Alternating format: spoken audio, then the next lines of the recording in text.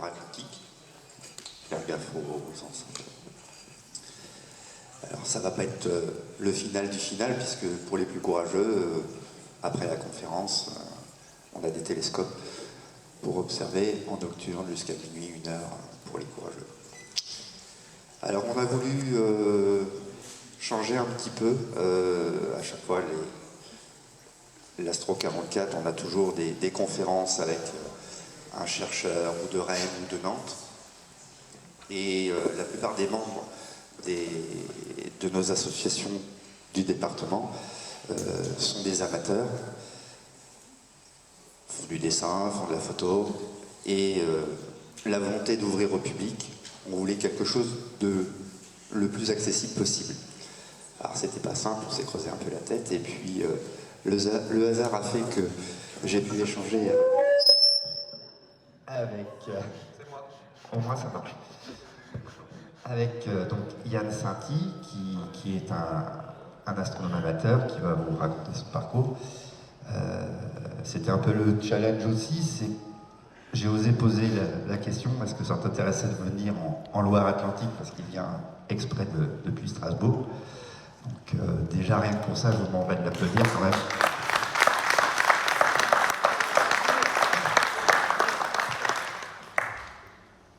Donc sans transition, c'est avec une immense joie et une grande fierté qu'on t'accueille, qu'on a avancé un petit peu. Yann, je te laisse te présenter ton aventure. Bonne conférence, bonne soirée, et après, s'il y a des questions, bien évidemment, on fera tourner le micro. Merci, bonne soirée.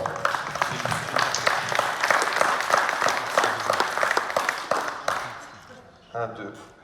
C'est bon. Bonsoir à toutes et à tous. Merci infiniment d'être présents et présentes en nombre. Donc, je m'appelle Yann Sainty. Enfin, en stéréo. Et donc, ce soir, je vais vous présenter, vous raconter l'aventure que j'ai eu la chance de vivre au niveau de la découverte de nébuleuses. Donc, je vais vous présenter l'équipe. Et surtout vous raconter de l'intérieur comment s'est passée notre principale découverte.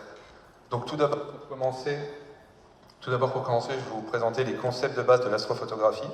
Désolé pour ceux qui pratiquent déjà, ça va peut-être ça va être enfoncer des portes ouvertes, mais c'est super important d'avoir ces concepts de base pour appréhender le reste de la conférence. La majeure partie de la conférence va concerner donc la découverte de l'arc O3 de M31 véhicule d'intérieur. Et je profite tout de suite de ce titre de partie pour dire qu'il y a déjà des termes comme O3, M31 qui ne parlent pas forcément à tout le monde. Je vais essayer de vulgariser le plus possible tout ce que je vais vous dire. Si jamais il y a des choses que vous ne comprenez pas, n'hésitez pas à m'interrompre en plein milieu de la conférence. Ça ne sert à rien de garder une question qui pourrait peut-être aider d'autres personnes et qui peuvent aider à comprendre la suite. Donc si jamais j'arrive pas à vulgariser une partie ou quoi, n'hésitez pas à m'interrompre. Donc ensuite, on va élargir en vous présentant d'autres découvertes, des découvertes plus récentes, notamment des rémanents de supernovae et des nébuleuses planétaires. Et enfin, je vais vous présenter des découvertes moins importantes, on va dire, mais qui me tiennent à cœur parce qu'elles vont vous permettre de donner peut-être les clés à certains astrophotographes pour faire des découvertes. Et je suis prêt à parier que dans les photos que vous avez déjà faites, il y a déjà des découvertes qui se cachent et qu'il suffit, entre guillemets, de savoir comment les chercher pour les trouver. Donc, concept de base de l'astrophotographie. L'astrophotographie, ça se découpe en 3 grandes catégories. Il y a tout d'abord le nightscape. Le nightscape, concrètement, ça consiste à prendre des photos de paysages la nuit. Donc concrètement, il faut quoi? Il faut un paysage et la nuit. Il suffit d'avoir... c'est en général le premier point d'entrée pour les gens vers l'astrophotographie, parce que ça ne nécessite pas un matériel et des compétences très poussées. Il suffit d'avoir un appareil photo sur un trépied. Vous faites une pause longue en pointant dans le ciel. Et en général, il y a des choses comme ça qui peuvent apparaître, notamment la Voie lactée ou une comète. Alors quand on parle de pause longue, c'est tout simplement qu'en astrophoto, et peu importe le domaine, on va prendre des objets qui sont infiniment peu lumineux, et donc il va falloir poser très longtemps pour qu'ils commencent à se révéler. Et donc c'est de la même façon qu'avec, si vous faites une photo dans une pièce qui est très mal éclairée, vous allez avoir une photo qui est très sombre, alors que si vous commencez à faire un temps de pause un peu plus long, il y a des détails qui vont commencer à apparaître. L'astrophotographie, de manière très vulgarisée, c'est faire des pauses extrêmement longues sur des objets extrêmement peu lumineux. Une autre grande catégorie de l'astrophotographie, c'est l'astrophotographie planétaire, solaire et lunaire. Donc, comme son nom l'indique, c'est prendre en photo les planètes, le Soleil et la Lune.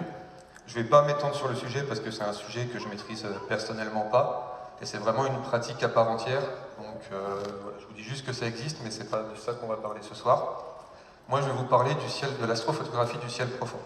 L'astrophotographie du ciel profond, c'est la photographie d'objets qui sont beaucoup plus loin de nous, en dehors du système solaire, comme les nébuleuses ou des galaxies. Comment on fait de l'astrophotographie du ciel profond? Quel est le matériel? Donc ça, c'est une photo de mon setup d'astrophoto. La première chose, il y a deux éléments qui sont vraiment importants, mais le plus important quasiment, c'est la monture. Quand on est dehors la nuit, on a tous remarqué que les étoiles, la Lune, tout se déplace dans le ciel. Alors bien évidemment, c'est la Terre qui tourne sur elle-même, mais d'un point de vue terrestre, on va dire que les étoiles et les objets se déplacent dans le ciel. Et donc, si on veut faire encore une fois des pauses longues, il faut pouvoir suivre les objets au fil de la nuit. Donc concrètement, qu'est-ce qu'on fait? On a une monture ici qui est motorisée. On l'aligne sur l'axe de rotation de la Terre, et avec un moteur qui va à la vitesse inversée de la rotation de la Terre, on arrive à compenser la rotation de la Terre pour suivre des objets tout au long de la nuit. Il faut ensuite, bien sûr, une lunette ou un télescope. La lunette ou le télescope va faire l'office d'un objectif photo pour la photographie classique. Là-dessus, on va mettre l'équivalent d'un appareil photo. Donc nous, ici, en astrophotographie, on utilise des caméras qui ont la particularité d'être refroidies. En effet, vu qu'on va faire des pauses qui sont très très longues, des temps de pause unitaires qui sont très très longs, on va avoir le capteur qui fait entrer la lumière qui va rester ouvert très longtemps, et ça va générer tout un tas de défauts, comme un réchauffement du capteur, ce genre de choses. Donc le fait de refroidir la caméra, déjà, on va s'éviter un certain nombre de soucis sur les données qu'on va acquérir.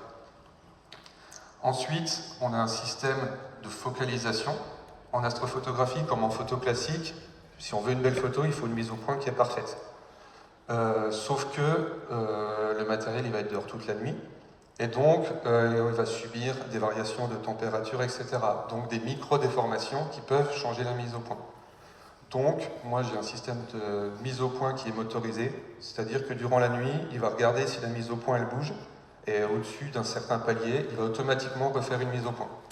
C'est-à-dire que du coup, peu importe qu'il arrive, j'aurai une mise au point qui sera propre tout au long de la nuit. Entre la lunette et la caméra, il y a la roue à filtre. De la même façon que on fait des pauses longues pour maximiser la lumière qu'on veut acquérir, moi j'ai une caméra qui est monochrome, c'est-à-dire qu'une caméra couleur, elle capte la lumière sur ces trois canaux, le rouge, le vert et le bleu. C'est-à-dire qu'un pixel qui est reçu sur une caméra couleur a le signal qui est divisé en rouge, en vert, en bleu. Alors que sur une caméra monochrome, qui captera un signal noir et blanc, on va capter 100% du signal qui vient sur le pixel. Mais le problème, du coup, c'est qu'on a des images en noir et blanc. Donc pour pallier à ça, on a une roue à filtre dans laquelle on va avoir des filtres qui vont permettre d'isoler la longueur d'onde du rouge, du vert et du bleu. Et donc plutôt que de capturer le rouge, le vert et le bleu en une fois, on le capture via 3 filtres, et après on va aller recomposer l'image. Vous aurez des exemples juste après, ce sera beaucoup plus parlant. Et on a aussi des filtres qui permettent d'isoler la bande passante de certains gaz. Et ça, vous allez voir que c'est super utile en astrophoto. Et après, bien sûr, il faut un petit ordinateur qui est tout le temps connecté au matériel, donc il fait tourner les logiciels d'acquisition, etc. Et bien sûr, il faut alimenter tout ça. Et vu que la lunette va suivre les objets dans le ciel toute la nuit, on veut à tout prix éviter qu'il y ait des câbles qui s'en mêlent, et donc on utilise une powerbox qui va permettre d'avoir les alimentations de tous les équipements, et ainsi que tous les ports USB. Donc on a tout qui remonte sur le même boîtier, qui est relié à l'ordinateur, et ainsi on a un seul câble qui descend, une alimentation et un câble USB. Donc, et à côté, il y a un petit système de guidage qu'on ne voit pas ici. Concrètement, c'est une toute petite caméra qui est en parallèle de la caméra principale et qui permet de compenser les petites erreurs qu'on a pu faire. Je vous ai dit tout à l'heure que le matériel était aligné sur l'axe de rotation de la Terre. C'est pas une science exacte, on peut être un tout petit peu décalé, Sauf qu'aux échelles dont on parle, un tout petit décalage, au fil de la nuit, ça va générer une énorme dérive. Donc là, on a une toute petite caméra qui, en temps réel, scanne les étoiles et permet d'analyser toutes les dérives qu'on peut avoir dans la nuit pour les compenser. Donc si jamais il y a une petite dérive, ça envoie le signal à la monture de rattraper le retard ou le décalage qu'on a eu. Donc ça, c'est un setup astrophoto classique. Ensuite, un concept super important en astrophoto, c'est le stacking. Donc encore une fois, on prend des objets qui sont infiniment peu lumineux, et donc, comme en astro-landscape, on va devoir faire des poses qui sont très longues. Mais quand je dis très longues, c'est plusieurs heures, voire plusieurs dizaines d'heures. Or, une nuit, ça ne dure pas 20 heures. Il peut y avoir plein de soucis, des avions qui passent, des satellites qui vont aller pourrir nos images, et donc on ne va pas faire des poses uniques de 20 heures. Concrètement, on va décomposer notre image finale en ce qu'on appelle subframe ou image brute. C'est-à-dire que, par exemple, sur l'image finale où on veut 50 heures de pause, 20h50 de pause, je l'ai décomposé en 250 pauses de 5 minutes. C'est-à-dire que ça, c'est une image brute de 5 minutes. C'est-à-dire c'est une seule photo de 5 minutes faite avec le télescope. Alors ici, on ne va pas bien voir, mais dans les coins, on voit qu'il y a des défauts, les coins sont un peu plus sombres. Concrètement, c'est simple, une lunette ou un télescope, c'est rond, le capteur de ma caméra, il est rectangulaire, donc il y a moins de lumière qui rentre dans les angles, donc forcément, c'est un peu plus sombre. De la même façon que je vous ai dit qu'on avait une caméra refroidie pour éviter des petits bugs d'infrastructure de technique, on va dire, on utilise ce qu'on appelle des fichiers de calibration qui vont permettre de corriger les pixels chauds, les pixels froids, ce qu'on appelle le petit vignettage ici. Donc en dessous, vous avez exactement la même image. Alors ici, avec la luminosité, on ne verra pas forcément de différence, mais en fait, il n'y a plus les petits points foncés. Donc concrètement, en dessous, c'est la même image qui a été pré-traitée avec les fichiers de calibration. Et donc, pour chaque image qu'on va faire, on va utiliser 3 fichiers de calibration. Et donc, une fois qu'on a nos fichiers calibrés avec les problèmes qui sont corrigés, on va aller les empiler, c'est ce qu'on appelle le stacking. C'est-à-dire qu'un logiciel, il va prendre les 250 images de 5 minutes pour les empiler et donner à peu près l'équivalent d'une pause de 20h50. C'est-à-dire qu'ici, sur une image brute de 300 secondes, de 5 minutes, on voit qu'il y a ici une petite nébuleuse, qu'ici il y a des petites nébuleuses aussi, et on voit que sur 20 heures de pause, il y a complètement le ciel qui se révèle. C'est-à-dire que notre petite nébuleuse qui était ici, on voit qu'elle a des extensions qui sont beaucoup plus grandes, on voit qu'il y a des zones de ciel qui commencent à apparaître alors qu'elles étaient à peine visibles, et il y a carrément des petits filaments qui apparaissent alors qu'ils étaient totalement invisibles sur une pause unique. Donc vraiment, le stacking et la course aux heures de pause, c'est quelque chose qui est primordial en astrophoto. Encore une fois, on photographie des objets très peu lumineux, et pour compenser ça, il n'y a pas de secret, il faut poser très très longtemps. Donc le stacking et les temps de pause longs, c'est vraiment une des clés de l'astrophotographie. Je vous ai parlé tout à l'heure de la roue à filtres et des filtres. Voici l'exemple. Donc la lumière, elle est composée des canaux rouge, vert et bleu. Donc ici, c'est le signal que j'ai acquis avec le filtre rouge, le signal que j'ai acquis avec le filtre vert et le signal que j'ai acquis avec le filtre bleu. Sauf que là, c'est pas une image unitaire en rouge, une image unitaire en vert, une image unitaire en bleu.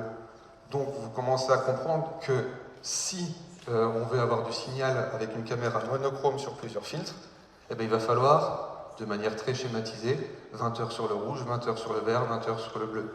Donc on arrive déjà à des temps de pause qui sont quand même relativement conséquents. Alors en vrai, en rouge, vert, bleu, c'est plus 3 heures, et vous verrez qu'avec les autres filtres, ça monte vite. Et donc du coup, au traitement, pour recomposer une image couleur, on va tout simplement appliquer l'image qu'on a eue avec le filtre rouge sur le canal rouge de la lumière, le vert sur le vert et le bleu sur le bleu. Et par exemple ici, sur l'image avec le filtre rouge, on voit qu'il y a une sorte de perles, il y a plein de petites perles qui sortent beaucoup plus lumineuses que le reste, et que ces perles n'apparaissent pas sur le vert et le bleu. On voit bien que sur l'image recomposée couleur, le rouge, qui était présent que sur le canal rouge, ressort bien. Donc voilà un exemple concret d'utilisation de filtres rouge-vert-bleu avec une roue à filtre. Et donc, comme je vous le disais, un des gros avantages, c'est que les gaz qui composent les nébuleuses ont des longueurs d'onde qui sont connues. C'est-à-dire qu'avec certains filtres, de la même manière qu'on peut isoler le rouge, le vert et le bleu de la lumière, on va pouvoir isoler certains gaz, notamment l'hydrogène alpha qui est dans la longueur d'onde du rouge, donc on va mapper sur le rouge de notre image. L'oxygène 3, qui est entre le vert et le bleu, donc on va mapper sur le canal vert et bleu de notre image, pour recomposer une image couleur. L'inconvénient de ces filtres, c'est qu'ils sont tellement restrictifs pour ne faire passer que la longueur d'onde de certains gaz, qu'ils vont complètement retirer tout le reste du spectre visible. C'est-à-dire qu'ici, on voit qu'il y a beaucoup de poussière autour de cet objet, et qu'elles n'apparaissent pas du tout sur les filtres qu'on dit à bande étroite, qui laissent justement passer certains gaz. Donc, on avait donc 20 heures de H, 20 heures de OI, plus le RGB pour faire ressortir les poussières. On commence à comprendre qu'une astrophoto, ça va commencer à demander beaucoup de temps de pause. Et donc, une fois qu'on a ces canaux qu'on a mappés sur les diverses couches, on arrive sur l'image finale, où on a bien le rouge de l'hydrogène, le bleu de l'oxygène, on a bien les poussières qui ressortent, et les étoiles. Donc voilà comment, à l'aide d'une caméra couleur, on arrive à voir une image couleur, mais en plus avec des couleurs dont on sait à quel gaz elles correspondent. Donc maintenant que vous avez les bases de l'astrophotographie, je vais vous parler donc de la découverte majeure de notre équipe, à savoir l'arc O3 de M31. Donc concrètement, M31, c'est cette galaxie, c'est notre plus proche voisine, ça fait plus de 100 ans qu'elle est photographiée et étudiée, et notre découverte, c'est ce gros arc bleu ici. Concrètement, ce qui a fait l'impact de cette découverte, c'est la proximité de cet arc à côté d'un objet qui est aussi photographié. Et donc, moi, je vais vous raconter comment on l'a découvert, quels ont été les hauts, les bas, les bonnes et moins bonnes périodes de l'équipe durant cette découverte. Donc, avant tout, présentation rapide de l'équipe. Donc, elle se compose de l'équipe STDR, Marcel Drexler, qui est allemand, et Xavier Stroessner, qui est français aussi. C'est une doublette d'astronomes amateurs qui sont ultra connus dans le milieu, parce qu'ils ont découvert d'eux plus de 300 nébuleuses planétaires. Une nébuleuse planétaire, c'est une étoile en famille qui va émettre des gaz dans l'espace. Et on dit nébuleuse planétaire alors qu'il n'y a aucun rapport avec une planète. C'est juste que les premiers astronomes qui les ont découverts et observés, ils ont vu des ronds, ils se sont dit c'est des planètes. Et donc depuis, on appelle ça nébuleuse planétaire alors qu'il n'y a vraiment aucun rapport avec des planètes. Et donc ces deux astronomes sont super connus dans le milieu. Et moi, j'ai toujours admiré ce qu'ils faisaient, tant au travail de recherche que de l'importance qu'ils donnaient aux amateurs dans la science, et aussi des astrophotos incroyables qu'ils font. Donc deux légendes. Et moi. Donc comment je les ai rencontrés? Donc comme je vous disais, c'est deux personnes dont j'admirais le travail. Et eux font des découvertes, mais c'est pas forcément eux qui les shootent. Donc ils font les photos pour illustrer la découverte. Donc je savais que parfois, ils passaient par des astronomes amateurs pour leur faire shooter une de leurs découvertes. Donc moi, rapidement, j'ai eu envie de shooter pour eux, mais ça faisait qu'1 an que je faisais de l'astrophotographie et je me sentais pas forcément légitime de contacter les deux boss pour leur dire hey, tu me confies une photo, vous me confiez une photo, ça serait cool. Donc j'ai déjà voulu faire mes preuves et aussi me prouver à moi-même que j'en étais capable, parce que comme je vous disais, encore une fois, on est sur des objets qui sont très peu lumineux, et quand on parle de découverte, si ça n'a pas été découvert, en général, c'est parce que c'est encore moins lumineux. Donc je savais que si sur une photo classique, il y avait 50-60 heures de pause, là j'allais partir pour au moins 100 heures de pause, et que ça allait être une grosse pression, un gros challenge. Donc je me suis fait un gros projet sur plusieurs mois, où j'ai mutualisé le plus de nuits possible, et je leur ai un peu envoyé sous forme d'un CV pour leur dire voilà, vous ne me connaissez pas, mais moi je vous connais, j'adorerais bosser pour vous. Est-ce qu'on peut faire quelque chose ensemble? Et à ma grande surprise, ils ont dit oui super rapidement. Et donc j'ai collaboré avec eux avec une de leurs découvertes qui s'appelle STDR Objet 32. STDR Objet 32, c'est le nom officiel de la découverte. Quand on fait une découverte, elle a toujours un nom, un peu comme un code barre pour l'enregistrer. Donc c'est un nom qui n'est pas toujours super sexy. Et eux m'ont fait l'immense honneur de l'appeler nébuleuse de Joël en hommage à ma maman. Et donc, ici, on a la nébuleuse de Joël, et c'est quand même un truc complètement incroyable. Ça se passe dans la constellation de l'Aigle.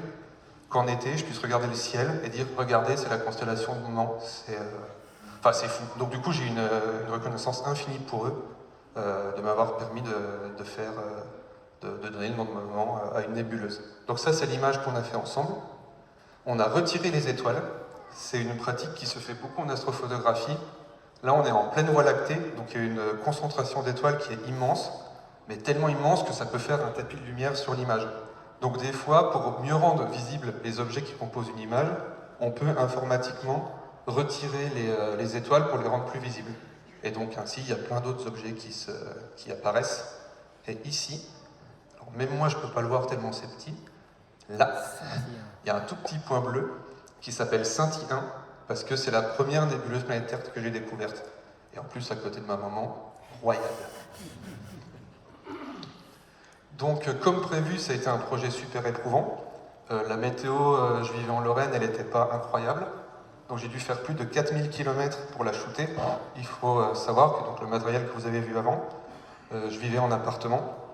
Donc pour aller faire une nuit de photo, je prenais mes 40 kg de matériel, je descendais 2 étages, je faisais 1 heure de route pour aller loin de la pollution lumineuse, je dormais à la Belle Étoile ou dans une tente à côté du matériel, au petit matin je remballais, 1 heure de route pour rentrer, et il fallait aller travailler le lendemain. Donc ça m'a pris 32 nuits comme ça, plus de 400 km parcourus, parce qu'en général, il fallait que j'arrive où il fasse beau, et c'était pas chez moi. Et il faut savoir que pour qu'une nuit en astrophoto soit pleinement exploitable, donc déjà il ne faut pas de nuages, il ne faut pas trop de lune. La lune est tellement lumineuse qu'en astrophotographie, c'est les sources de pollution lumineuse. Il ne faut pas de brouillard, il ne faut pas qu'il y ait de vent. Donc si on met tout ça bout à bout, des nuits exploitables en Lorraine, il n'y en a pas des tonnes. Donc 4000 km, c'est la distance que j'ai dû parcourir pour faire cette image. Donc sur 32 nuits, et donc cumulé 96 heures de pause. Donc évidemment, c'était un projet super éprouvant. Donc suite à ça, je me suis dit, repos, j'arrête un peu l'astrophoto et je me repose. Sauf que, chance ou malchance, à ce moment-là, chez moi, plein de nuits dégagées, plein de nuits claires. Donc moi je dis, non, impossible, hors de question de laisser passer des nuits sans shooter. Quand elles sont rares, qu'est-ce que je peux faire?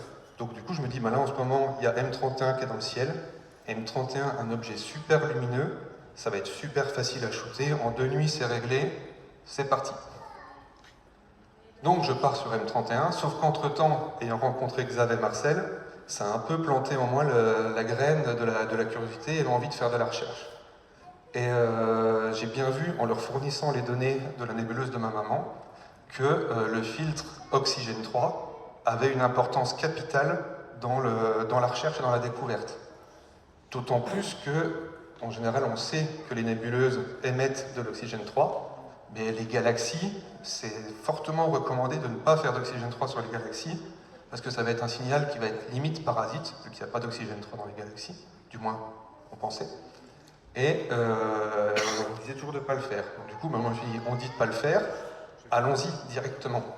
Et du coup, l'espoir l'espoir que j'avais, c'est de découvrir des petites bulles bleues, un peu comme la nébuleuse de maman ou comme Scinti 1, d'avoir dans l'image un petit pixel bleu qui se cache.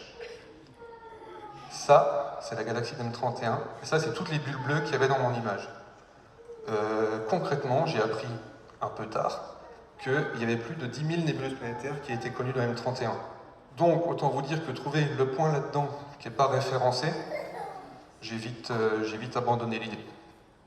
Mais je me suis dit, c'est pas grave, ça fera des bulles bleues sur mon image de M31, ça fera une image qui n'est pas commune, donc je prends. De toute façon, je ne vais pas pouvoir exploiter toutes les données, parce que j'ai un souci de flat. Le flat, c'est le fichier de calibration qui permet de corriger les coins sombres dont je vous ai parlé tout à l'heure. Donc vu que j'ai un problème là-dessus, je vais pas m'acharner sur le sujet, mais par contre, j'envoie quand même les données à Marcel et Xav pour leur dire regardez, toutes les bulles bleues, c'est génial. J'envoie ces données à Marcel et Xav, et je reçois le lendemain ce message de Marcel qui dit « Je dois également mentionner un filament O3 très intéressant que l'on peut voir sur ta photo et dont je n'avais jamais entendu parler auparavant.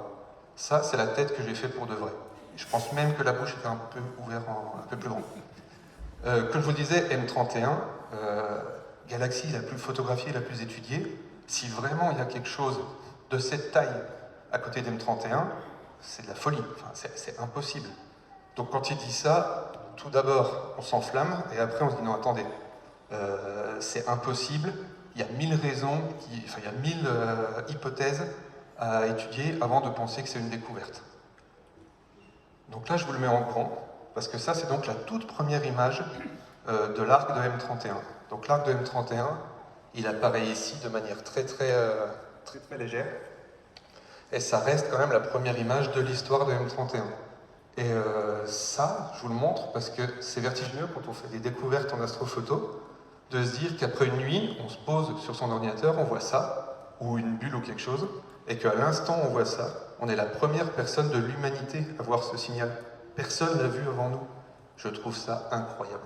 Et donc je le mets en grand. Donc comme je vous le disais, avant de penser qu'on a fait la découverte la plus folle de notre vie, on va quand même éliminer toutes les hypothèses. La première, ça a été de se dire qu'à proximité de M31, il y a des étoiles très lumineuses qui sont hors champ. Un télescope, les miroirs de télescope ou les verres de lunettes, ça peut évidemment générer des réflexions. Donc, la première hypothèse qu'on a voulu éliminer, c'était le reflet d'une étoile hors cadre. Pour faire ça, il n'y a pas 1000 solutions, il a fallu repasser une nuit où je cadre différemment. Si j'ai l'arc qui est ici à cause d'une étoile là, on est d'accord que si je cadre différemment, l'arc doit être ailleurs. Premier test, suite à un cadrage, l'arc n'a pas bougé. Premier bon signe.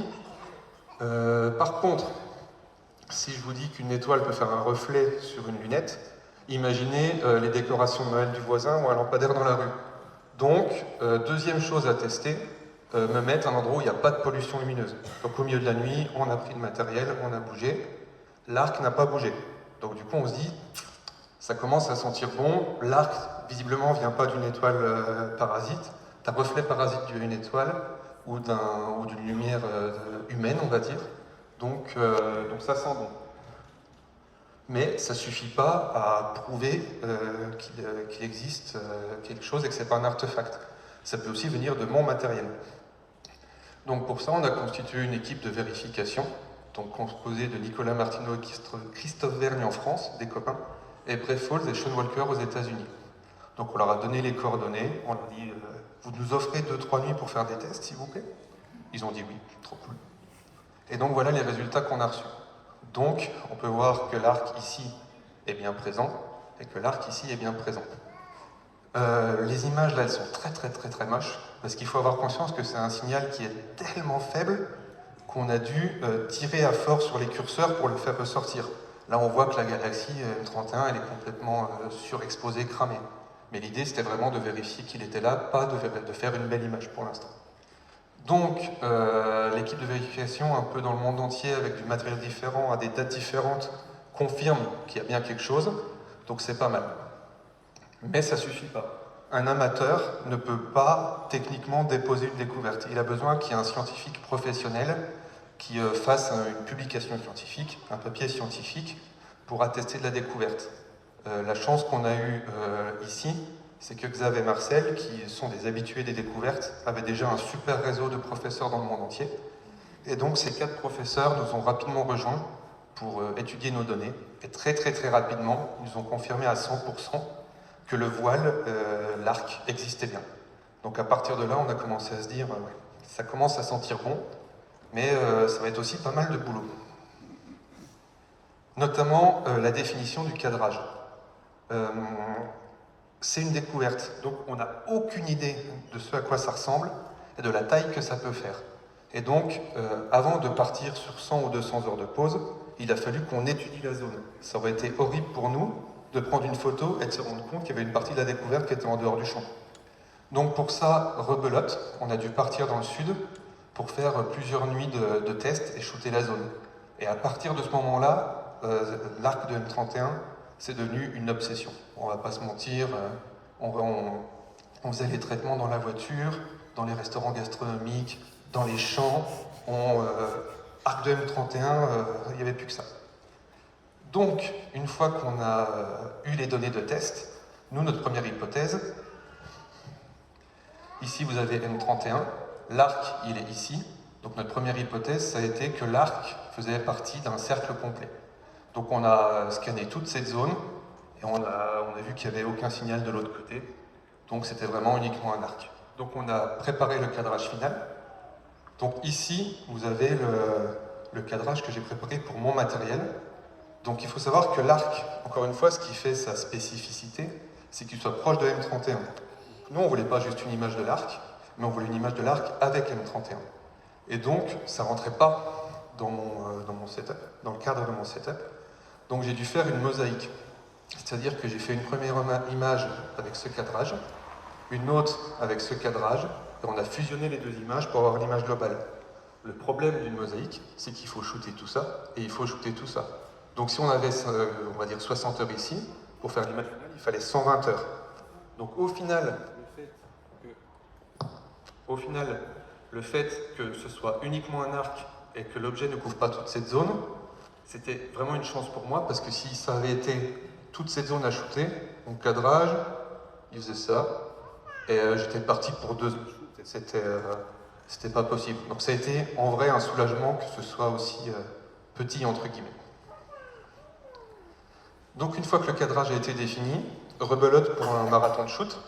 Donc là, il n'a fallu que 22 nuits, mais par contre 5000 km, parce qu'il a fallu descendre plusieurs fois dans le sud pour shooter, c'était vraiment compliqué. Donc, d'ailleurs, petit tips pour les astrophotographes qui veulent aller shooter dans des Airbnb ou autres, faites attention à votre approche, parce que quand je l'ai contacté en disant « Votre jardin, il est bien sombre, il n'y a pas de vis-à-vis », ouais, bah, je passais pour un cambrioleur en repérage instantanément. Donc, attention à comment vous les contactez. Donc voilà, météo super compliqué, il a fallu faire plus de 5000 km, mais heureusement, on pouvait compter sur les copains pour nous accompagner durant les longues nuits de shoot. Ça ne sera pas la slide la plus glamour, mais c'est quand même super important. Vu qu'il va y avoir une étude scientifique de nos données, c'était super important de les quantifier, de les qualifier. Donc ça, c'est tout simplement un tableau où on mettait pour chaque nuit le filtre qu'on a utilisé, le nombre d'images brutes, et donc le temps total cumulé sur la nuit, et avec le temps final. Donc ça, c'est vraiment un tableau qui nous aide beaucoup quand on a des gros projets, et aussi pour les scientifiques, pour bien qualifier les données qu'on leur donne. Donc en parallèle du shoot, évidemment qu'on envoie des données régulièrement aux scientifiques, puisque eux, même s'ils n'ont pas encore toutes les données, ils peuvent déjà commencer à étudier l'arc, et on répond à leurs demandes. Il pouvait arriver aussi qu'en parallèle, ils nous demandent des cadrages un peu plus spécifiques de certaines zones pour leurs études. Donc, comme vous l'imaginez, il y avait une énorme fatigue physique de toute la route qu'il y a à faire, des nuits passées à la belle étoile, etc. Mais il y a un sujet qui est vraiment super important, c'est l'évolution mentale.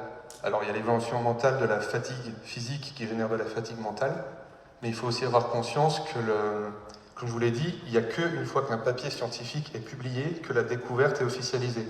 C'est-à-dire qu'on peut passer 3 mois à dormir dans les champs, à donner tout ce qu'on a. Il suffit que quelqu'un, la veille de nous, publie un papier scientifique, on n'est rien du tout. Tout ce qu'on a fait, c'est qu'on aura une belle image, mais c'est tout. Donc on a vraiment une vraie peur de se faire doubler. Comme je vous le disais, M31, ça fait plus de 100 ans qu'elle est photographiée et étudiée. Nous, dans notre tête, c'est maintenant que tout le monde allait tout découvrir en même temps que nous, c'était sûr.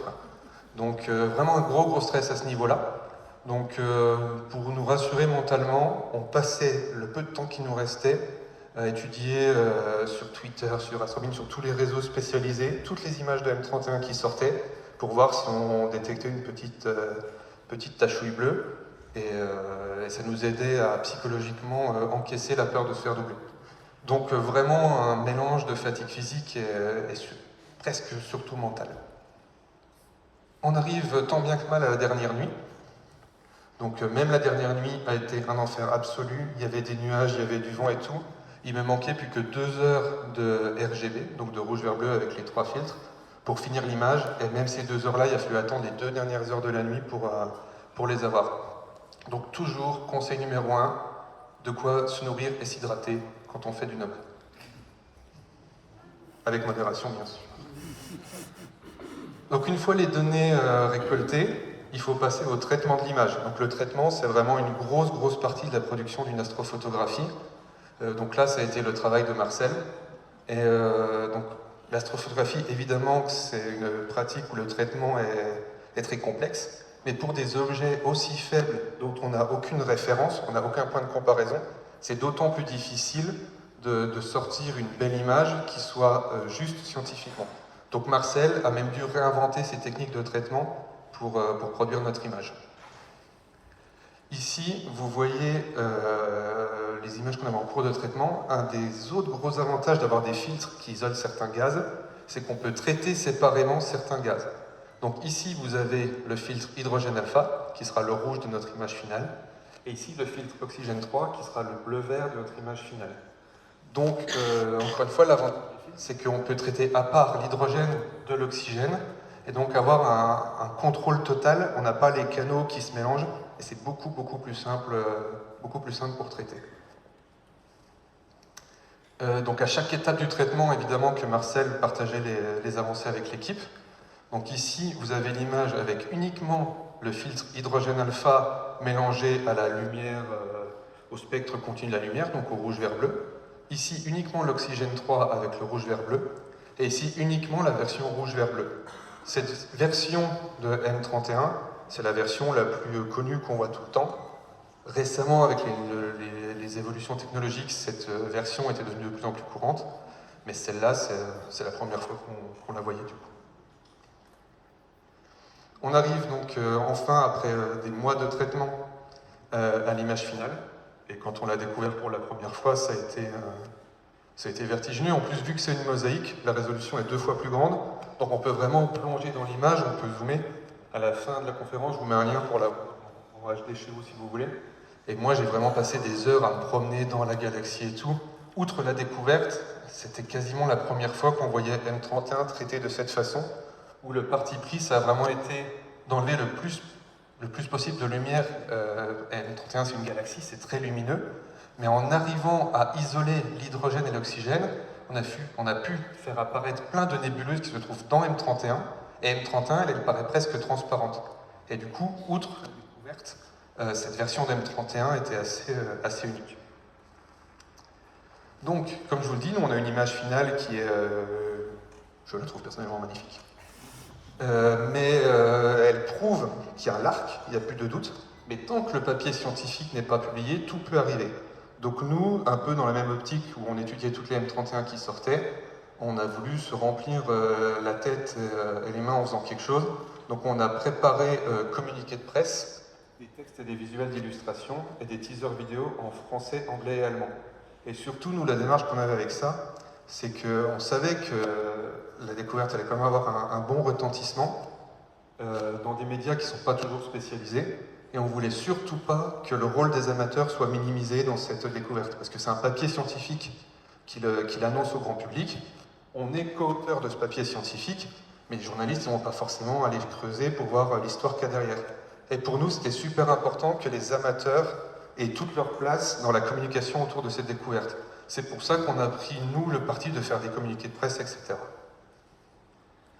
Donc arrive enfin le jour J, où on peut dévoiler à tout le monde notre image. Donc malheureusement, avec la distance, on n'a pas pu être ensemble, mais on l'a vécu en famille avec nos proches, et c'était génial. Tout de suite, on a eu des excellents retours de la communauté astrophotographie, etc., où tout le monde a un peu halluciné qu'on arrive à faire une image un peu révolutionnaire d'un objet qui est connu de tous. Bon, il y a toujours 2-3 personnes qui ont crié à l'intelligence artificielle, mais bon, ça on ne pourra jamais lutter. Photoshop. Ah, c'est Photoshop. On traite avec Photoshop, donc dans l'absolu, c'est Photoshop.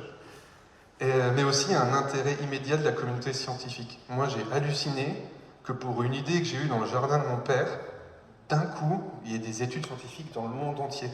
La Chine, les États-Unis, tout le monde a étudié l'arc, et moi, ça m'a fait halluciner, et encore maintenant. Et bien sûr, la fierté dans les yeux de nos proches. Alors, ils ont toujours été fiers, ils ont toujours été un soutien incroyable, mais forcément, quand ils ne sont pas dans le milieu, on leur dit « il se passe un truc, tu vas voir, ça va être impressionnant ». Ils disent « oui, bon, il est dans son délire, il fait son truc ». Et quand ils ont vu que ça passait aux infos et tout, ouais, c'était trop bien de voir la fierté dans leurs yeux, tout simplement. Donc l'après-découverte, un des moments marquants pour notre équipe, ça a été donc dans le cadre du concours Astronomy Photographer of the Year du Royal Museum Greenwich de Londres. Ils ont envoyé une équipe faire un petit reportage sur nous, et c'est la première fois où l'équipe a pu être physiquement réunie. Donc on a passé 2 jours ensemble, c'était génial, et en plus avec une équipe de tournage qui filme, ça nous a fait des souvenirs incroyables. Donc très bons souvenirs post-découverte. Évidemment, une grande fierté, l'image, elle a fait le tour du monde. Elle a été exposée, je crois, au Muséum d'Histoire naturelle de Hong Kong, des choses comme ça, dans les musées. Et c'est évidemment, c'est une grande fierté. Mais surtout, nous, ce qu'on a aimé dans cette situation, c'est qu'une des valeurs qu'on a, c'est de partager les merveilles du ciel avec le plus grand nombre. Tout le monde n'a pas le temps, l'envie, ou etc. de faire de l'astrophoto. Et c'est un peu notre mission de rendre accessible tout ça.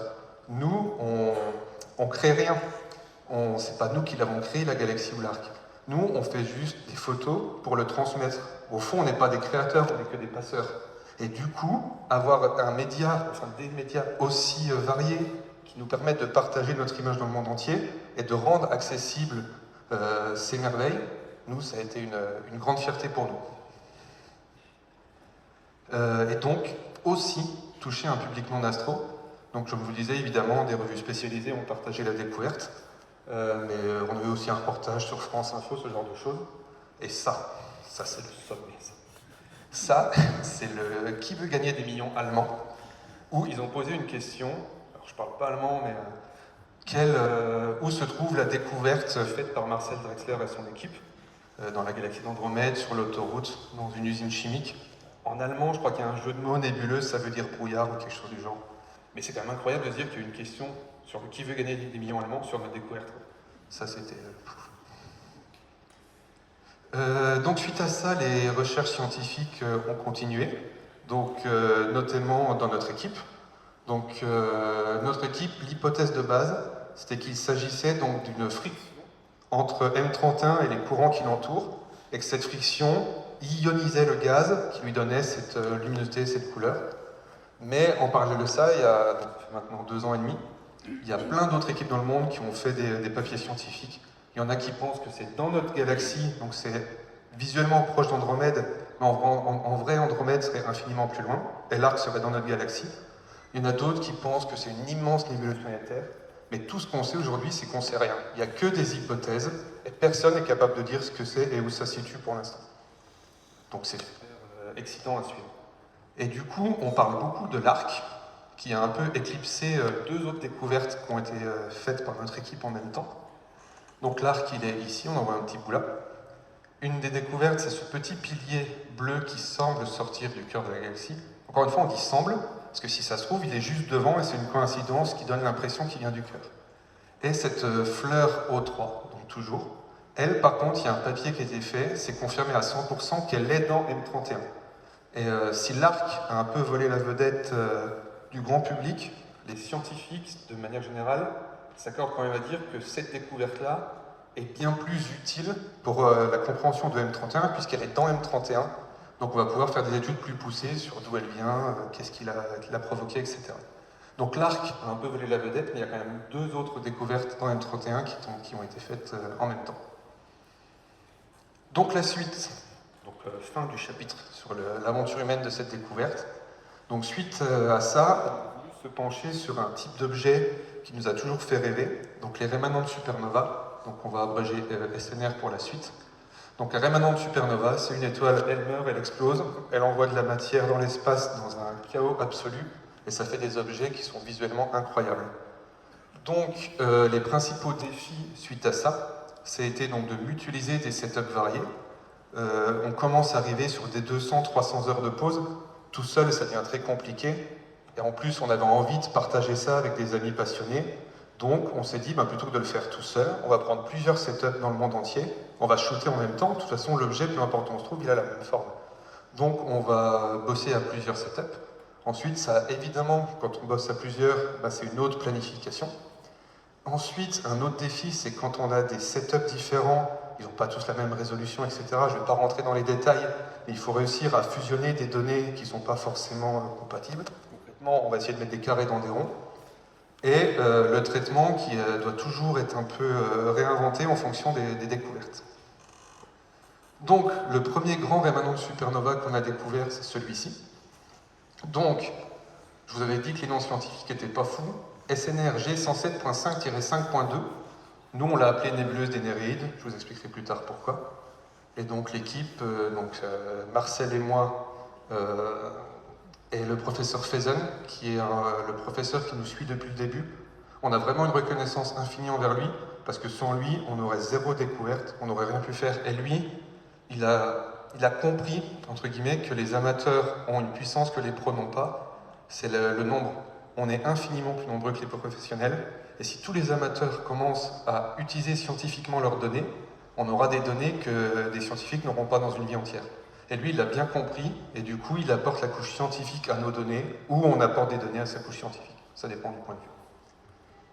Donc la nébuleuse des Néréides, sa particularité, c'est surtout son emplacement, un peu comme l'arc au final. Donc ici, on voit les principales constellations de notre hémisphère, donc avec Céphée et Cassiopée. Ici se trouve donc le rémanent qu'on a découvert. Et ici, c'est une zone astrophotographiée de la zone. On a des nébuleuses qui sont super connues, comme la trompe d'éléphant, le lion, la pince de homard. Et ça, c'est notre découverte qui est à l'échelle et au bon endroit. Donc on se rend compte qu'elle est quasiment plus grande que la trompe d'éléphant. Et surtout, elle est située dans une zone qui est ultra photographiée. Donc du coup, très surprenant de découvrir un objet dans une zone qu'on appelle touristique. Histoire rapide de la découverte. Donc en juillet 2022, on a fait un grand champ de ces constellations. On a extrait la couche de l'oxygène. On a trouvé un signal discret. En étudiant avec le filtre hydrogène alpha, on a vu qu'il y avait une cohérence entre les deux signaux. Donc on a fait des images tests aux États-Unis et en France, de la même façon qu'on a fait pour M31 pour définir sa taille et affiner son cadrage. On a envoyé ces données au professeur Fezen, qui a rapidement confirmé que ce SNR était bien une nouvelle découverte, et donc c'est reparti pour un marathon d'imagerie. Donc il faut savoir que ce SNR était, au jour de sa découverte, ça a pu changer, probablement le plus grand SNR découvert par des amateurs, avec un diamètre de 180 minutes d'arc, 3 degrés, donc environ 6 fois la taille de la pleine Lune. Concrètement, c'est la taille de la galaxie Andromède. Elle fait 6 fois la taille de la pleine Lune. Ça a nécessité 3559 images unitaires pour un total de 260 heures de pause, donc depuis 3 continents. Le High Atlas Observatory à Oakaïmeden au Maroc, c'est là où est mon matériel maintenant. Le Sierra Nevada Remote Observatories aux États-Unis et divers spots nomades en France. Petite parenthèse sur le traitement, parce que c'est vraiment un sujet super important qui nous tient à cœur. Évidemment que maintenant on utilise l'intelligence artificielle pour le traitement de nos images, mais on ne l'utilise pas n'importe comment. Ici, vous avez un exemple de la couche O3 telle qu'elle sort de notre image empilée, donc l'image stackée, donc les, je ne sais plus, 100 heures de O3 qu'on a accumulées, et à droite vous avez le rendu final. On voit qu'ici il y a beaucoup de grains, ce qu'on appelle le bruit, mais par contre, on voit que la structure de l'objet est totalement respectée. Il n'y a pas de détails qui sont ajoutés, il n'y a pas de signal qui est ajouté. De toute façon, c'est une découverte scientifique, il va y avoir validation par des pros, ça ne sert à rien juste pour faire une belle image de vouloir ajouter des détails. Mais donc, l'intelligence artificielle, on l'utilise, pas comme une fin en soi, mais comme un outil. Elle nous permet de gagner du temps, des choses qu'on devait faire en passant 20 fois sur une image, on le lance dans la moulinette et ça le fait à notre place. Et un détail qui est super important pour nous, c'est qu'on vérifie toujours, après chaque passe de l'intelligence artificielle, que justement il n'y a pas de données artificielles qui ont été ajoutées qui pourraient altérer la viabilité ou la qualité du signal. Donc dès qu'on fait appel à l'IA, on vérifie qu'elle n'a pas fait n'importe quoi. Donc le choix du nom, donc on l'a appelé nébuleuse des Néréides. On s'est plongé dans la mythologie grecque, et donc les Néréides sont des nymphes de la mer connues pour leur beauté. Cassiopée un jour s'est vantée qu'elle et sa fille étaient beaucoup plus belles que les Néréides. Elles ont été très énervées, et je vous invite à lire la suite dans les livres de mythologie pour savoir comment ça a fini. Mais concrètement, donc nous, elles se trouvent dans la constellation de Cassiopée. C'est des grands filaments bleus, donc nébuleuse des Néréides, ça nous a paru complètement à propos. Ensuite, on peut se demander pourquoi un rémanent de supernova qui est aussi grand n'a jamais été découvert. Il faut savoir que les rémanents de supernova émettent dans des ondes, pas que dans les ondes visibles, on peut les prendre en photo, mais ils émettent notamment fortement dans les ondes radio. Et les professionnels qui étudient, qui recherchent les rémanents de supernova, les recherchent donc dans les ondes radio. Je vous parle ici de Survey. Le Survey, c'est quoi? Il faut savoir qu'une chance aussi qu'on a à notre époque, c'est que quasiment toutes les données qui sont issues de l'exploration spatiale, des satellites spatiaux terrestres, sont mis à disposition du grand public. C'est ce qu'on appelle les surveys. Un survey, c'est une étude en radio du ciel. Et donc, avec des logiciels actuellement, n'importe qui peut gratuitement avoir accès aux données professionnelles, dont les données radio. Donc du coup, on peut se dire, mais pourquoi si les gens ont accès à ces données, ils ne l'ont pas trouvé? Ben, nous, petit coup de bol, la zone, elle est très photographiée, mais elle a été très peu étudiée par les astronomes amateurs dans les ondes radio. Et en plus, notre SNR, il est probablement un tout petit peu décalé dans les ondes radio, et il est un peu passé sous les radars. Et donc du coup, les pros ne l'ont pas découvert pour ces raisons, mais on peut se demander pourquoi les amateurs ne l'ont pas découvert, puisque c'est une zone très photographiée.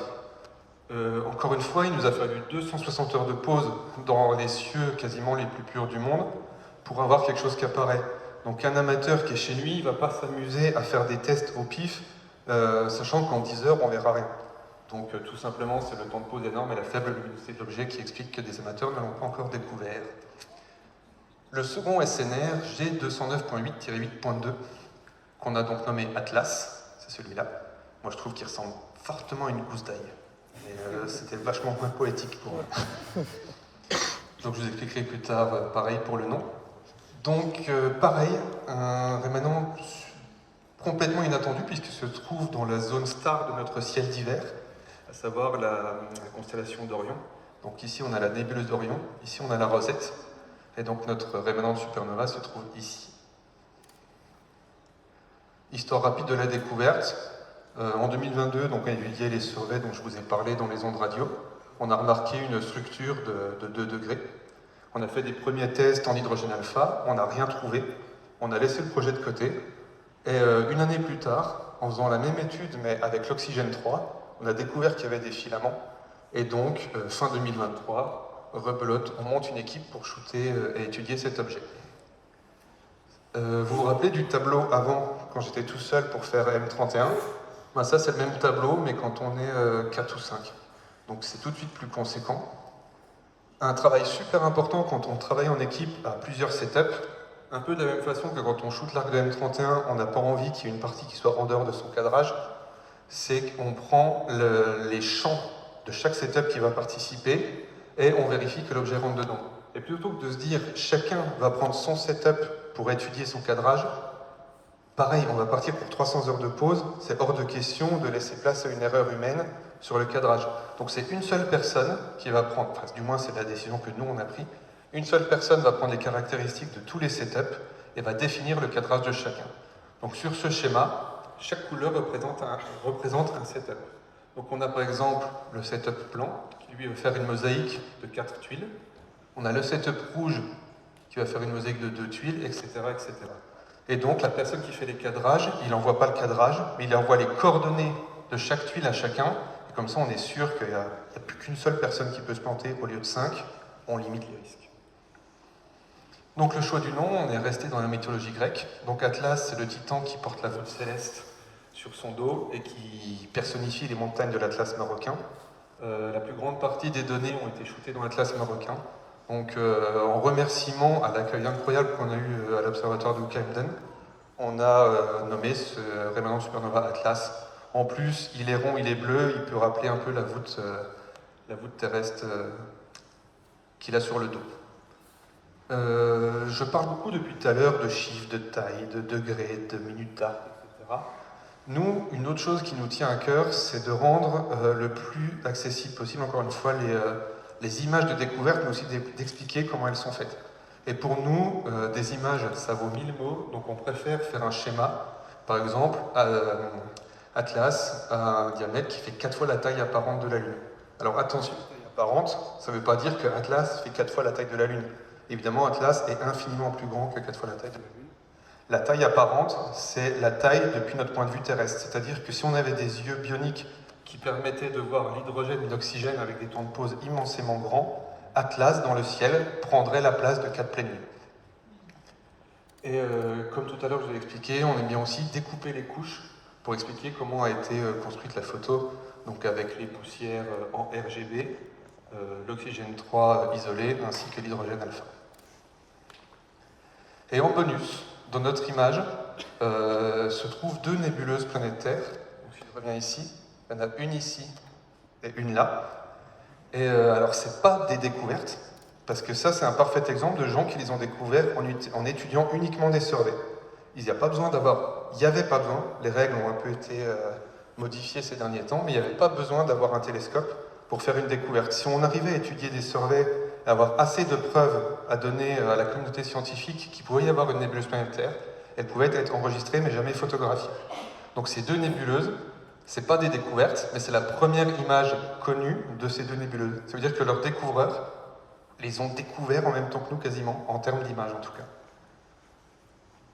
Un petit point rapide sur notre démarche quand on fait des photos de découverte. Nous, l'idée, c'est de... Il y a une découverte, donc il y a une vraie valeur scientifique avec des règles à respecter, mais on veut faire une belle image qui va plaire au grand public, tout en respectant la nature de l'objet. Mais il y a des fois, on ne peut pas faire quelque chose d'absolument beau sans faire quelques exceptions à la règle. Par exemple, les deux nébuleuses planétaires dont je vous parlais, en réalité, elles sont infiniment plus lumineuses que notre découverte. C'est-à-dire que si les nébuleuses planétaires étaient réellement visibles comme ça, si on respectait la dynamique entre les objets, le rémanent de supernova, on ne verrait rien. Il serait tellement faible en luminosité qu'on ne le verrait pas. Nous, notre parti pris, c'est de mettre en valeur la découverte qu'on a faite. Donc on va se baser sur faire sortir le plus possible le signal de notre découverte. Donc, pour que ce signal apparaisse comme ça, si on avait dû respecter la dynamique, les deux nébuleuses planétaires ici, elles seraient complètement blanches, parce qu'elles seraient complètement surexposées. Donc du coup, on a pris le parti de rendre chaque objet de l'image beau, mais du coup, on ne respecte pas la réelle dynamique entre les objets. Donc du coup, si on prend cette décision, on doit impérativement, dans nos communications, le préciser, pour pas que ce soit tromper le grand public. Donc ça, c'est un exemple parmi... Enfin, non, c'est l'exemple de manipulation qu'on peut faire. Je vous parlais tout à l'heure que les étoiles, des fois, les étoiles peuvent être tellement lumineuses qu'elles cachent l'objet qu'il y a derrière elles. Donc maintenant, en jouant, on arrive à isoler les étoiles des objets et à atténuer la luminosité des étoiles pour qu'elles prennent moins de place dans l'image. Et après, comme je vous l'ai dit, on utilise l'intelligence artificielle pour réduire le bruit ou ce genre de choses. Une nouvelle technique pour ceux qui pratiquent pour ceux qui pratiquent l'astrophoto, une des clés pour faire des découvertes maintenant, ça s'appelle la soustraction du continuum. Je ne vais pas aller trop loin pour ne pas perdre tout le monde, mais concrètement, même quand on utilise un filtre à bande très étroite, qui va par exemple isoler les 3 nanomètres de l'hydrogène alpha, on prend aussi la lumière rouge qui est visible dans cette zone. Et du coup, des fois, cette lumière rouge, elle peut être parasite pour la découverte.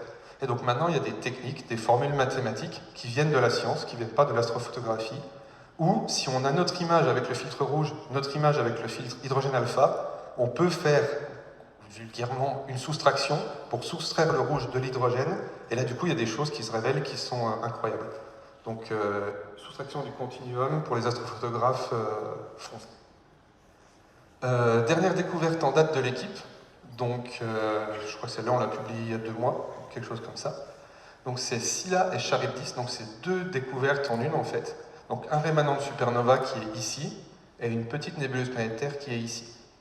Donc sensiblement la même équipe que d'habitude, avec des nouveaux copains embarqués dans l'aventure.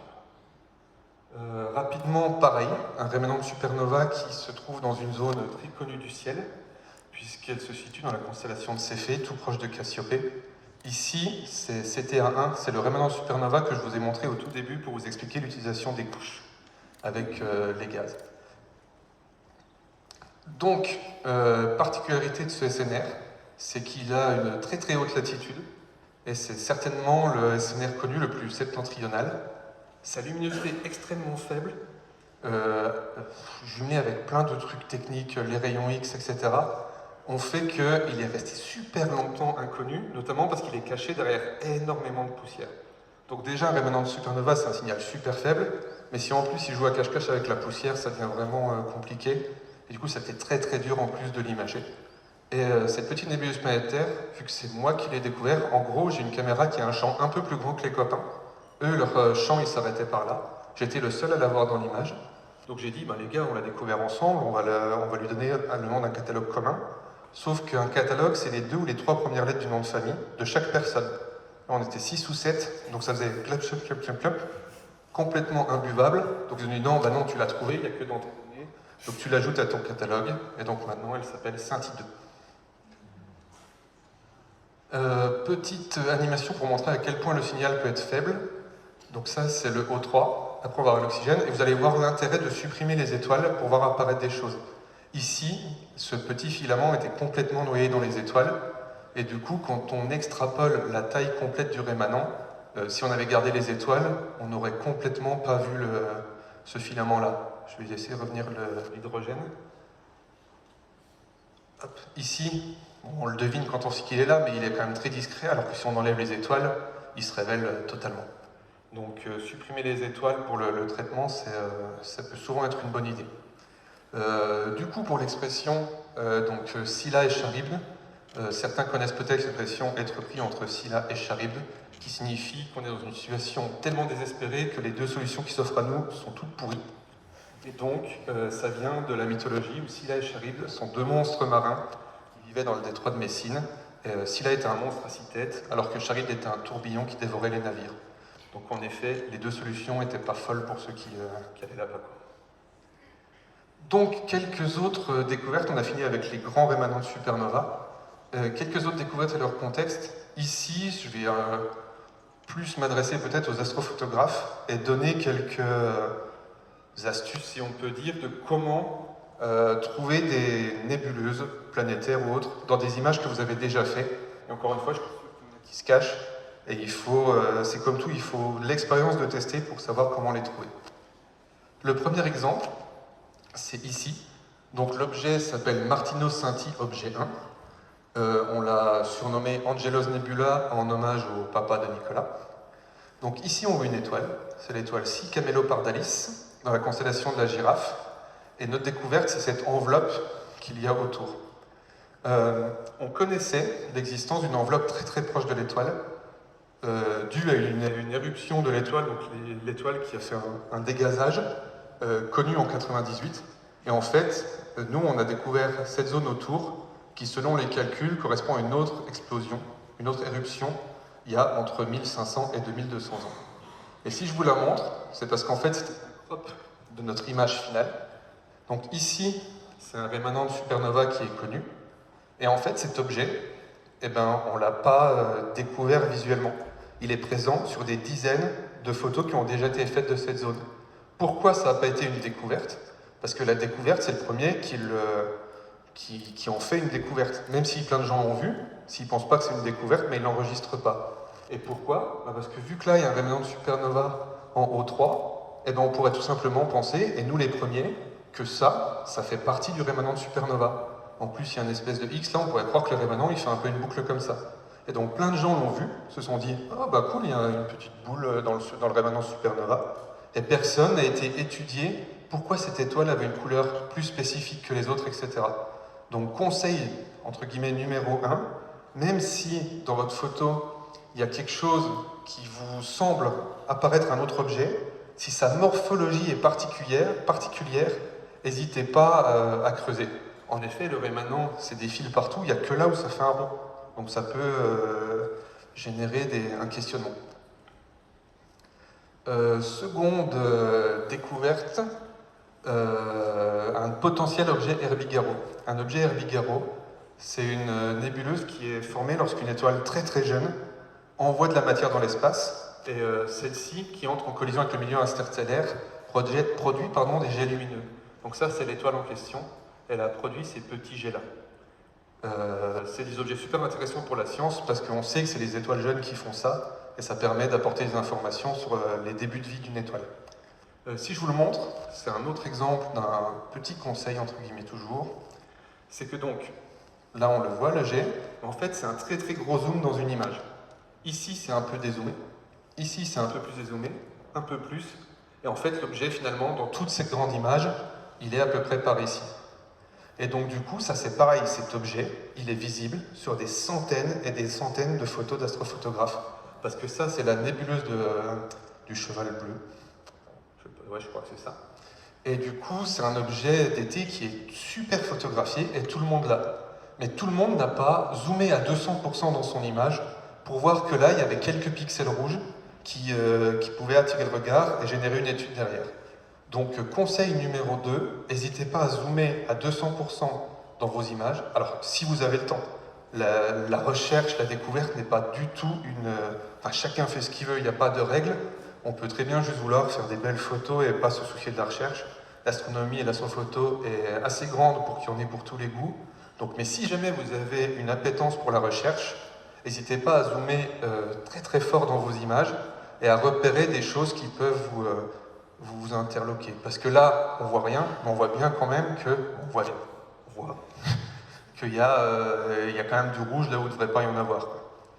Donc, conseil numéro 2, zoomez à fond dans vos images. Donc ensuite, une nébuleuse de nature inconnue parce qu'elle n'a pas encore été étudiée, et pour l'instant, pareil, on ne sait absolument pas ce que c'est. Donc en juin 2024, j'ai voulu photographier l'amas globulaire M15 pour mettre en évidence donc l'hydrogène alpha qu'on voit dans le fond de ciel et des poussières qui passent devant. Alors l'amas globulaire M15 n'est pas dans cette image, vous le verrez après. Et du coup, par habitude, il n'y avait pas d'oxygène 3 ici, donc je me suis dit, comme pour M31, si personne n'a fait d'oxygène 3 ici, c'est maintenant qu'il faut le faire. Et donc ça, c'est l'image globale. Donc ici, c'est l'amas globulaire M15. Donc moi, je voulais faire cette zone. J'avais fait ce cadrage parce qu'ici, il y a une toute petite nébuleuse planétaire. Et du coup, en faisant le O3, eh ben, il y a cette énorme zone oxygène 3 qui est apparue. Donc, conseil numéro 3, faites de l'oxygène 3 partout. C'est vraiment la clé. Je vous parlais de survey tout à l'heure. L'intégralité du ciel a été scannée en hydrogène alpha. Donc c'est encore possible de faire des découvertes, mais ça va être carrément plus limité. Alors que l'oxygène 3, pour l'instant, il n'y a pas de survey qui est fait. Donc, si vous avez le temps et l'envie, si vous avez fini un projet, n'hésitez pas à faire une petite nuit avec le filtre O3. C'est là où vous pouvez découvrir des choses comme ça. Du coup, c'est pas une découverte, donc on n'a pas le droit de lui donner un surnom officiel, mais moi, c'était impossible de ne pas l'appeler Shenron, le dragon de Dragon Ball, parce que c'est flagrant. Et enfin, une nébuleuse importante, c'est la première fois que je la dévoile, elle n'a encore jamais été publiée, c'est la première fois ce soir, donc je l'ai floutée pour faire un petit suspense. Donc fin 2024, j'ai étudié donc un survey H-alpha sur Aladdin. Et les premiers résultats, donc ça c'est une capture écran d'Aladdin, où j'ai remarqué que là il y avait quand même un petit filament plus prononcé que de l'hydrogène alpha qui est un peu plus diffus. Et du coup j'ai fait quelques nuits de tests, voilà les premiers résultats. Donc l'arc, enfin la zone H-alpha a semblé bien se dessiner. J'ai fait un test en O3, c'était infiniment faible. Et au final, il a fallu 225 heures de pause pour faire sortir l'objet du bruit et du fond de ciel. Du coup, j'ai pu compter sur les copains pour leur setup au Maroc aussi. Et sur Marcel pour le traitement, parce que le signal était tellement faible que même moi au traitement, j'ai rien fait d'acceptable. Et donc Marcel est encore venu à ma rescousse. Petite parenthèse pour les astrophotographes. Donc Karl, qui nous a été au traitement, ça fait plusieurs années qu'il développe pour PixInsight un plugin pour justement fusionner les données de setups différents. Et je crois qu'il est bientôt arrivé à terme du développement. Donc bientôt va sortir un plugin pour nous faciliter la vie, si vous voulez faire des projets en équipe. Et donc cet objet est référencé Scinti3 sur planetarinebulae.net, qui est le catalogue qui enregistre les nébuleuses planétaires. Mais si je vous parle de ce projet ce soir, c'est aussi pour mettre en avant que quand on fait de l'astrophoto, vous l'avez compris depuis le début, l'aspect humain est super important. Pour moi, c'est super important d'être bien encadré par les copains de l'astro. Encore une fois, 225 heures tout seul, c'est pas la même que de le faire avec les copains. Donc, c'est super important d'être bien entouré dans le milieu, mais pas que dans le milieu. L'astrophoto, c'est une pratique, une passion qui prend tellement de place dans la vie que moi, on me dit souvent, tu as du mérite de faire les découvertes, c'est beaucoup de travail, etc. Alors, je vais pas minimiser le fait que c'est énormément de travail. Du mérite, je fais ce que j'aime, quoi. Je fais ce que j'aime et je peux le faire dans des conditions qui sont incroyables. Donc, j'ai plus de chance que de mérite.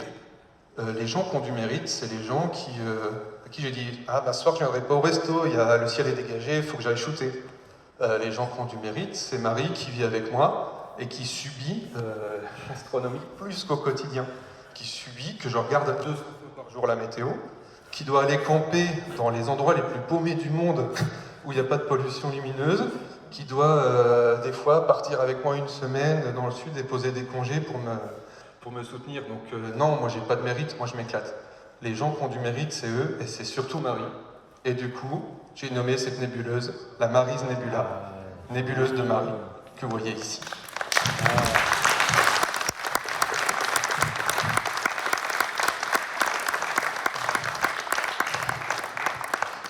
Elle ne le savait pas. Elle ne savait pas. Bon, faut reprendre maintenant, ça va être plus dur. Je pensais que je l'ai mis à la fin. Parce que... Donc, pour conclure,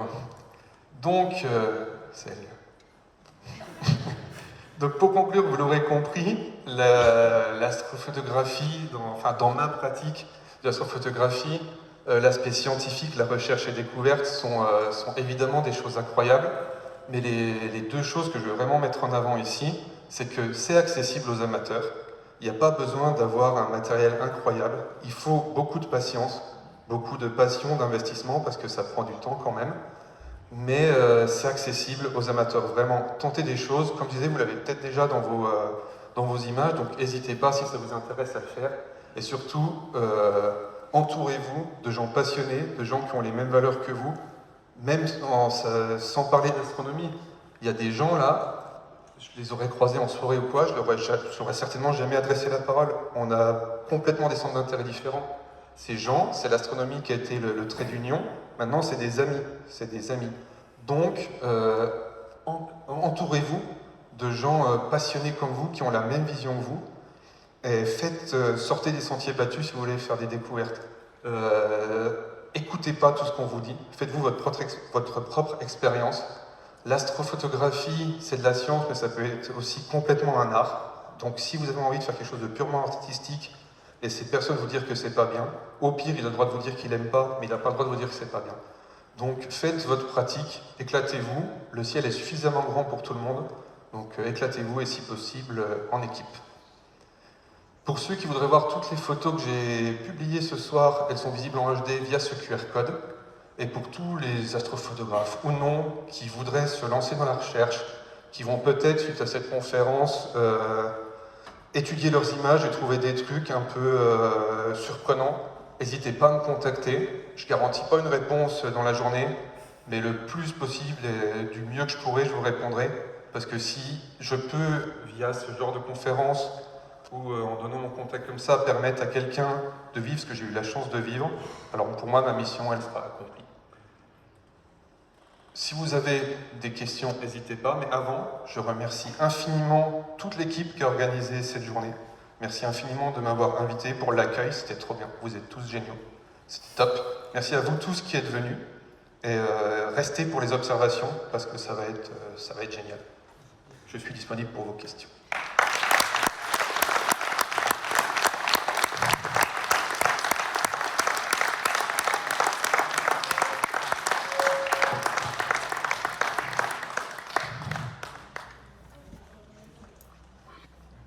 Je précise, pas de questions scientifiques, que des questions humaines. T'as le droit de boire un 2e verre d'eau. Non, c'est bon. Ah, c'est bon. Est-ce qu'on a des questions? Vous battez pas. Allez, on y va. Alors, question purement humaine. La relation avec Jean-Claude Cuyandre, oui. Pour la mission Euclide qui fait les traitements des images. Oui. Quelle est la relation proche au niveau des traitements avec tes projets à toi? Ouais, alors elle est très récente. Je suis entré en contact avec lui il y a 1 mois ou 2, où j'étais en train de shooter un projet au Maroc, et j'ai vu que Euclide shootait le même champ. Je me suis dit, bingo. Du coup, je me suis dit, je vais le contacter avec très peu d'espoir d'avoir un retour de sa part. Et il était super bienveillant, on s'est échangé des trucs. Donc logiquement, vous devriez bientôt voir apparaître une collaboration entre nous au Maroc et Euclide. Et c'est quand même trop cool. D'autres questions?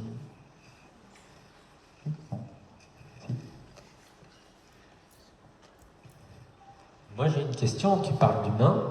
Oui. Donc tu parles entre autres des personnes qui t'accompagnent au quotidien, mais c'est pas ton travail. Non.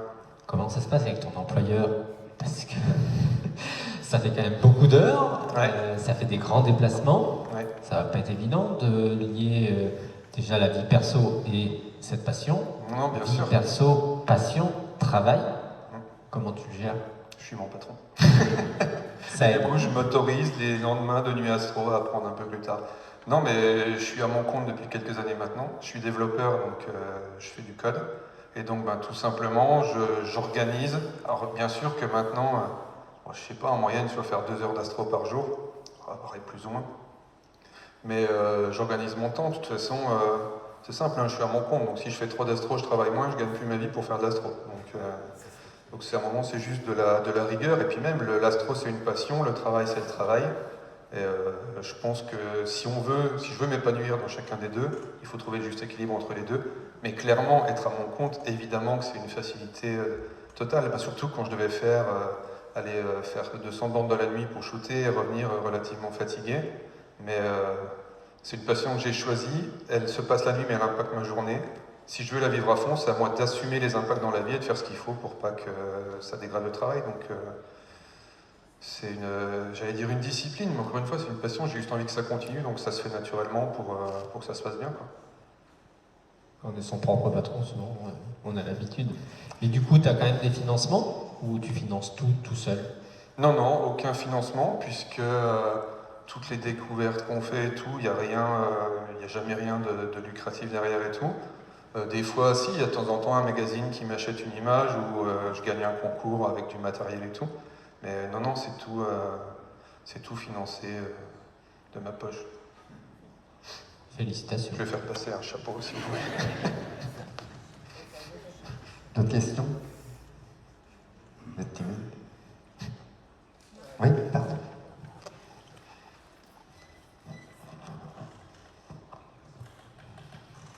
Est-ce que du coup tu sais si depuis tes découvertes, dans le monde, tu as lancé une mode quelque part de la recherche en oxygène 3?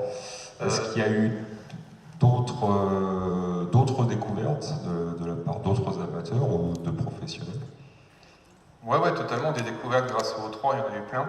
J'ai pas du tout la prétention d'avoir lancé le truc, sinon j'aurais pris des actions dans les filtres O3, parce que ça, clairement, les ventes ont dû monter un peu, mais le filtre O3, tout le monde l'a en fait. Quand tu achètes tes filtres, en général, c'est un jeu de filtres, donc il n'y a pas des gens qui ont dû acheter un filtre O3 que pour ça, mais oui, comme je disais, l'hydrogène alpha, qui est donc l'eau de gaz le plus présent dans l'univers, a été totalement scanné, donc on sait qu'il y en a. Clairement, en ce moment, c'est le O3. Et qui sait, dans 10 ans, 15 ans, un nouveau filtre, une nouvelle longueur d'onde, on aura trouvé un nouveau gaz. Donc non, moi j'ai juste tenté un truc, eu une chance quand même incroyable que la première découverte soit aussi folle. Moi je cherchais une bulle, je me retrouve avec un arc, donc il y a une part de chance. Mais non, j'ai pas lancé le truc. Au pire, j'ai contribué à l'essor de la recherche via le filtre 3 qui est accessible aux amateurs, et je suis déjà super content de ça.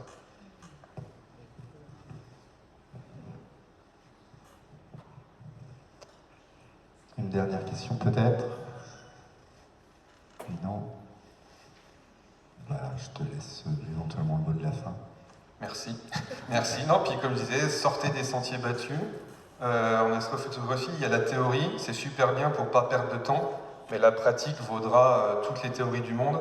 Et surtout, faites ce que vous avez envie. Il y a beaucoup de gens qui disent faut faire comme ça, faut faire comme ça.